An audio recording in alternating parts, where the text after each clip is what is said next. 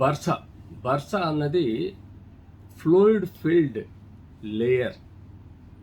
అంటే మనకు బోన్కు మజిల్కు మధ్యలో, ఈ బోన్ మజిల్కు మధ్యలో ఎక్కడైతే ఫ్రిక్షన్ మూమెంట్ ఉంటుందో ఆ ఫ్రిక్షన్ బోన్కు మజిల్కు మధ్యలో జరగకుండా ఈ ఫ్లూయిడ్ ఫిల్డ్ బర్సా ప్రొటెక్ట్ చేస్తూ ఉంటుంది ఈ ఫ్రిక్షన్ని. It is something like a shock absorber. So ఈ కుషన్ ఎఫెక్ట్లో మనకు 3 రకాలుగా ఈ బర్సైటిస్ అంటే ఇన్ఫ్లమేషన్ ఆఫ్ ద బర్సా, అంటే ఈ జాయింట్లలో రెగ్యులర్ మూమెంట్ వలన కండరానికి బోన్కు మధ్యలో జరిగే ఫ్రిక్షన్ని కంట్రోల్ చేయడానికి ఈ బర్సా దోహదం పడుతుంది. ఎప్పుడైతే ఈ బర్సా మనకు ఇంజురీ వలన ఇన్ఫ్లేమ్ అవుతుంది, అంటే ఉత్తేజం చెందుతుంది, ఆర్ ఇన్ఫెక్షన్ వలన ఇన్ఫ్లేమ్ అవుతుంది, ఆర్ ఫ్రిక్షన్ వలన డ్రై వలన కూడా ఇన్ఫ్లేమ్ చెందుతుంది. ఈ 3-4 కారణాలతో మనకు బర్సా ఇన్ఫ్లమేషన్ అయ్యేదాన్ని బర్సైటిస్ అంటాం.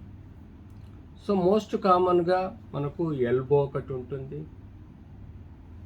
క్యాల్కేనియం మడిమ వెనకాల ఉండే దొడ్డు కండరం క్యాల్కేనియా టెండాన్, అండ్ క్యాల్కేనియం అంటే యాంకిల్ పాదం యొక్క బోన్ ఏదైతుందో ఆ రెండింటికి మధ్యలో ఫ్రిక్షన్ కూడా మనం బర్సా, అక్కడ నొప్పి రాదాన్ని రిట్రోకాల్కేనియల్ బర్సైటిస్ అంటాం. ఇట్లా మనకు బాడీలో ప్రతి జాయింట్కి దగ్గర ఇట్లాంటి బర్సా ఉండటం వల్ల పటెల్లార్ బర్సా అంటే మోకాల్లో పటెల బోన్కు లిగమెండం పటెలకు మధ్యలో కూడా ఇలాంటి బర్సాస్ ఉంటాయి.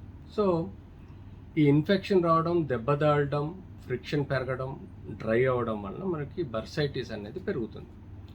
సో ముఖ్యంగా మనము ఇది ఎలా తెలుసుకుంటాం? యూజువల్గా ఇది ఎక్స్రేలో కనబడదు, ఎందుకంటే ఇది సాఫ్ట్ టిష్యూ. సో ఎక్స్రేలో కేవలం ఎముకలు కనబడతాయి కానీ సాఫ్ట్ టిష్యూ ఇమాజినేషన్ ఉండదు. నెక్స్ట్ ఏంటంటే ఎంఆర్ఐలో కన్ఫర్మ్ అవుతుంది. దీనికి ముందు క్లినికల్గా పరీక్ష చేయటం వల్ల యాజ్ ఆర్థోపెడిక్ సర్జన్గా ఈ బర్సా దాని యొక్క రిలేషను, ఆ పెయిన్ సిమ్టమ్స్ సైన్ను బట్టి డయాగ్నోజ్ చేయగలుగుతాం. ఇన్ఫెక్షన్ ఉంటే యూజువల్గా కంప్లీట్ బ్లడ్ పిక్చర్లో మనకు డబ్ల్యూబీసీ కౌంట్ పెరగడం లాంటివి ఉంటాయి. అదే కీళ్ళవాతంలో మనకు కొన్ని లక్షణాలు, కొన్ని రిపోర్ట్స్ బయటపడటం వల్ల కూడా మనం ఇది బర్సైటిసా ఆర్థరైటిసా అన్నది తెలుసుకోవడం జరుగుతుంది. అంటే కీళ్ళవాతం మధ్యలో బర్సాకు మధ్యలో తేడాలు తెలుస్తుంది. ఇలా మనము స్పెసిఫిక్గా ఇన్వెస్టిగేషన్ చేసుకొని బర్సైటిస్ అన్నది కన్ఫర్మ్ చేసుకున్న తర్వాత యూజువల్గా rest the past is the most important. అంటే ఎక్కడైతే బర్సా ఇన్ఫ్లేమ్ అయ్యి ఉత్తేజం చెంది ఆ నొప్పి, వాపు, రెడ్నెస్, డిఫార్మిటీ, మూమెంట్ లేని పరిస్థితిలో ఉంటుందో ఆ పరిస్థితిని మనం కంప్లీట్ రెస్ట్ ఇచ్చి, ఆ పార్ట్ని స్ప్రింట్ ద్వారా కానీ బ్రేసెస్ ద్వారా కూడా కంప్లీట్ రెస్ట్ ఇచ్చి ఫస్ట్ ఆ ఫ్రిక్షన్ని కంట్రోల్ చేయాలి. తద్వారా రియాక్షన్ పెరిగే ఆస్కారం ఉండదు. ఇన్ఫెక్షన్ అయితే కంపల్సరీ యాంటీబయాటిక్ ఇవ్వాలా. ఇన్ఫెక్షన్ కాదనుకుంటే pain killers, local physiotherapy, ice applications లాంటివి ఇవ్వటం వల్ల కూడా మనకు పెయిన్ రిలీవ్ అయ్యే ఆస్కారం ఎక్కువగా ఉంటుంది. కానీ బర్సైటిస్ మనకు ఎక్కువ కాలము సతాయిస్తుంది, బాధ పెడుతుంది, ఏడిపిస్తుంది. కాబట్టి ఆబ్వియస్గా ఈ first line of treatment rest, pain killers, antibiotic, స్ప్లింట్స్తో తగ్గకపోతే తప్పని పరిస్థితుల్లో స్టెరాయిడ్ డెపోమెట్రాల్ అనే ఒక ఇంజెక్షన్ ఆ యొక్క బర్సాలోకి ఇవ్వటం వలన అక్కడ జరిగే ప్రక్రియని కంట్రోల్ చేయొచ్చు. అక్కడ జరిగే ఒక ఇన్ఫ్లమేటరీ యాక్షన్ను ఈ స్టెరాయిడ్ యాంటీ ఇన్ఫ్లమేటరీగా పనిచేసి పెయిన్ తగ్గించే ఆస్కారం ఉంటుంది.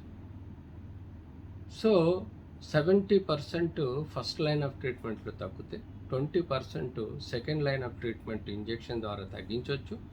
వెరీ రేర్గా 4 to 5% వ్యక్తులలో మనం సర్జరీ చేసి ఆ బర్సాని టోటల్గా ఎక్సిషన్ చేస్తే తప్పని పరిస్థితిలో రికవర్ అయ్యే ఆస్కారం ఉంటుంది.